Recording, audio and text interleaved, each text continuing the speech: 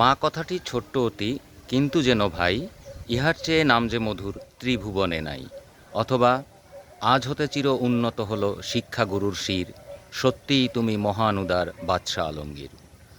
এ ধরনের হৃদয়গ্রাহী ও মর্মস্পর্শী কবিতার যিনি লেখক, তিনি হচ্ছেন বাংলা সাহিত্যের ইতিহাসে তমঘা-ই-ইমতিয়াজ অর্থাৎ নির্বাচিতদের মধ্যে অন্যতম খ্যাতিপ্রাপ্ত মুঘল ঐতিহ্যের কবি কাজী কাদের নওয়াজ। হ্যাঁ বন্ধুরা, আমি এখন দাঁড়িয়ে আছি মাগুরা জেলার শ্রীপুর উপজেলার মুজদিয়া গ্রামে, সেই প্রথিতযশা কবি কাদের নওয়াজের বাড়ির সম্মুখে। আমার পিছনে এই যে বাড়িটি দেখছেন, এটি কবি কাদের নওয়াজের আবাসস্থল।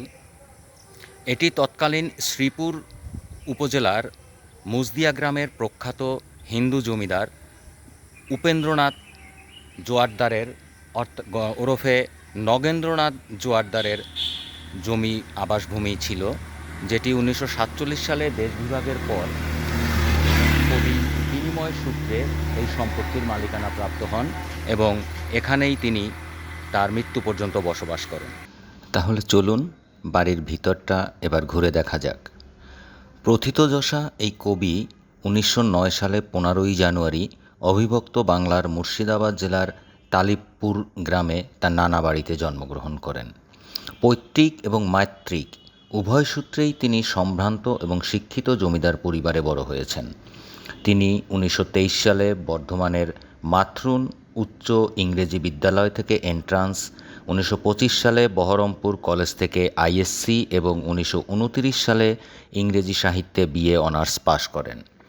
কবি কাজী কাদের নওয়াজ 1933 সালে স্কুল সাব ইন্সপেক্টর পদে চাকুরিতে যোগদানের মাধ্যমে তার কর্মজীবন শুরু করে একে একে কলকাতা আলিয়া মাদ্রাসায় ইংরেজি শিক্ষক, ঢাকায় নবকুমার ইনস্টিটিউশন, নবাবপুর সরকারি উচ্চ বিদ্যালয়ে শিক্ষকতা করেন এবং 1951 থেকে 1966 সাল পর্যন্ত দিনাজপুর জিলা স্কুলের প্রধান শিক্ষক হিসেবে দায়িত্ব পালন শেষে অবসর গ্রহণ করেন।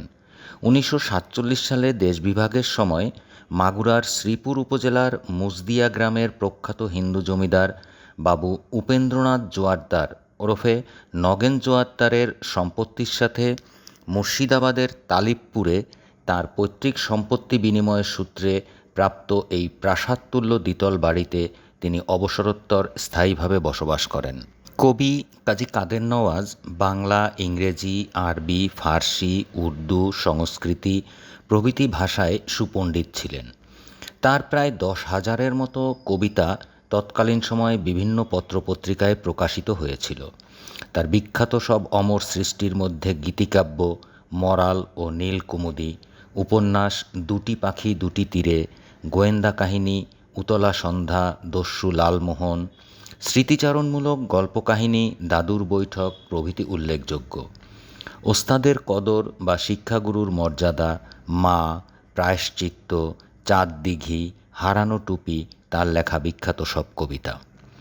স্বনামধন্য এই কবি তার সাহিত্যকর্মের স্বীকৃতিস্বরূপ তমঘা-ই-ইমতিয়াজ পদক ছাড়াও 1963 সালে শিশু সাহিত্যে বাংলা একাডেমি পুরস্কার, মাদার বক্স পুরস্কার এবং 1966 সালে প্রেসিডেন্ট পুরস্কার লাভ করেন। প্রথিতযশা এই কবি ও শিক্ষাবিদ নিঃসন্তান অবস্থায় 1983 সালের 3 জানুয়ারি যশোর সদর হাসপাতালে শেষ নিঃশ্বাস ত্যাগ করেন। উপযুক্ত কোনো ওয়ারিশ না থাকায় তার বসতবাড়িটি অযত্ন আর অবহেলায় এখন প্রায় ধ্বংসপ্রাপ্ত এক পুরাকীর্তি হিসাবে কালের সাক্ষী দিচ্ছে।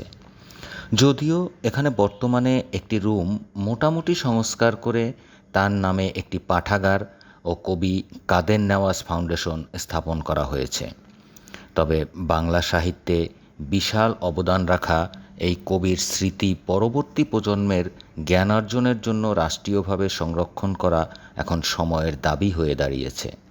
তো বন্ধুরা, ভিডিওটি কেমন লাগলো তা অবশ্যই কমেন্টস করে জানাবেন, আর ভালো লাগলে অবশ্যই আপনার ফেসবুকে শেয়ার করে অন্যদের দেখার সুযোগ করে দেবেন এবং চ্যানেলটি সাবস্ক্রাইব করে দেবেন।